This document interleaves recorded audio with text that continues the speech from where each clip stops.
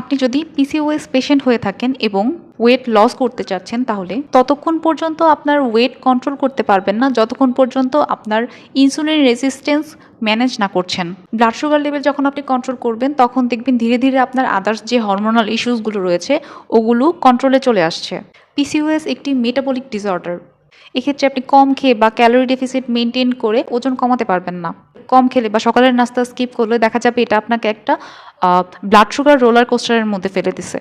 Insulin রেজিস্ট্যান্সটা আরও বেড়ে যাচ্ছে। আবার অনেকে থাকেন পিসিওএস নিয়ে ওয়েট লস করার জন্য এক্সট্রিম এক্সারসাইজ করতে থাকেন। এটা আপনার স্ট্রেস হরমোনকে আরও বেশি পরিমাণে বাড়িয়ে দিতে পারে, যেটা পিসিওএস এর জন্য আরও ক্ষতিকর। তাই আপনি পিসিওএস নিয়ে যদি ওয়েট লস করতে চান, তাহলে চেষ্টা করবেন ফার্স্টেই আপনার ব্লাড সুগার লেভেল কন্ট্রোলে আনার। এক্ষেত্রে আপনি প্রত্যেক বেলা খাবার পরপর 10 মিনিট করে হাঁটার চেষ্টা করুন, যেটা আপনার প্রত্যেকদিন 5 কিলোমিটার হাঁটার চেয়েও ভালো কাজ করবে। এছাড়াও যদি আপনি জিম জয়েন করে থাকেন, তাহলে আপনি 30 মিনিটের মতো ওয়েট লিফট করতে পারেন। এটাও খুব ভালো কাজ করবে আপনার ওজন কমার ক্ষেত্রে।